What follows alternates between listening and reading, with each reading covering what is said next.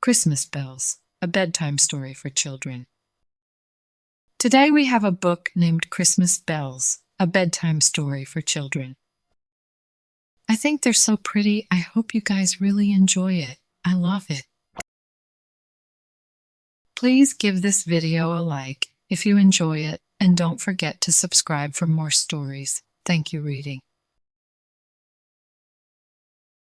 So, here we go.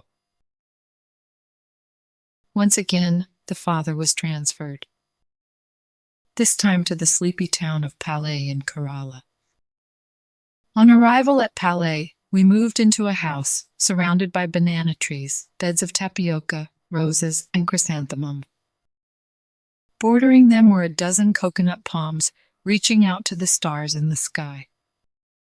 I pranced around the house, exploring every nook and corner. My mother was busy unpacking the cartons and arranging the various articles in the proper places. I was bored. I picked up a rubber ball and went into the garden.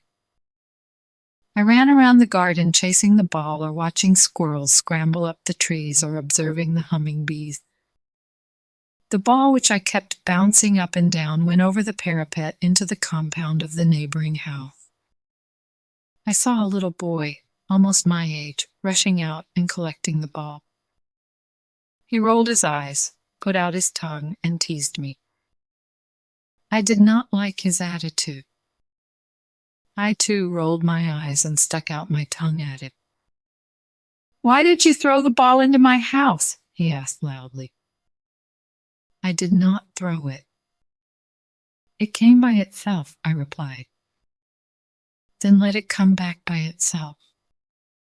"I won't give it to you. I will snatch it from you." "Try." I climbed up the parapet, jumped over it, and chased the boy. He ran off, turning and twisting, weaving his way through the thick vegetation. I raced around the garden after him. At last, after 10 minutes of running around, we sank down, panting for breath. "I am Raman. I broke the ice." "Thomas," he offered his hand. "Glad to meet you. Let us be friends." "All right. I need a friend." That was the beginning of an association that soon developed into a close and intimate friendship. We spent all our time together, eating from the same plate, playing hide and seek, chasing butterflies, climbing trees, plucking unripe mangoes, and sinking our teeth into the slightly sour pulp.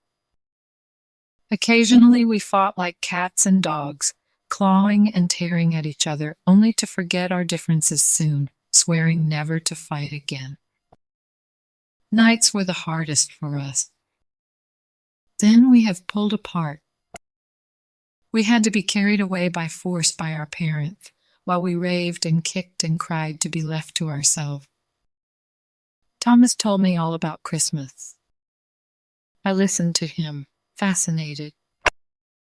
He told me that Christmas came in the last week of December. He invited me to spend Christmas Eve with him. I looked forward eagerly to Christmas to come. I associated it with new clothes, sweet dishes, happiness, and celebration. Thomas suddenly became docile. I did not like this change. I threw dust on his clothes. Still, he kept on smiling. I threw a stone at him. He winced with pain. But he did not retaliate. He only said, "I wish I could hit you back." "Why don't you do it then?" I teased him. "Because I must be good and obedient. Only then will I get a gift from Father Christmas." I too wanted a gift from Father Christmas, whoever he was. I meekly asked, "Thomas, will he give me a gift too?" "Only if you are good," Thomas said in a superior tone. Thomas and I waited eagerly for Christmas to come. We did not misbehave. We obeyed our parent. We gave up chasing squirrels. We gave up fighting. It was a long wait for us. At last, Christmas Eve came. Dressed in my best, I ran over to my friend's house. His father, Mr. Jacob, took me by the arm. He led me around the house. Thomas accompanied me. I saw the gaily decorated Christmas tree. Tiny flames at the tips of the candles danced with the mild breeze that wafted along. Myriad candles threw gentle shadows and changed shapes with the flickering of the flame. Paper bunting and ornate cardboard lamps peered at us from every corner. Star-shaped lamps hung from the branches of the trees, too.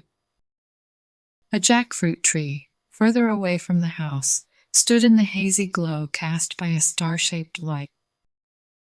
We waited for Father Christmas to come. "When will he come?" Thomas asked his father. "Wait. He is due any moment now." "What will he bring for me?" Thomas asked. "New clothes and sweets." "For me too?" I asked. "Of course, for you too, my dear." Suddenly, Mr. Jacob shouted, "Look, there's Father Christmas, your own Santa Claus."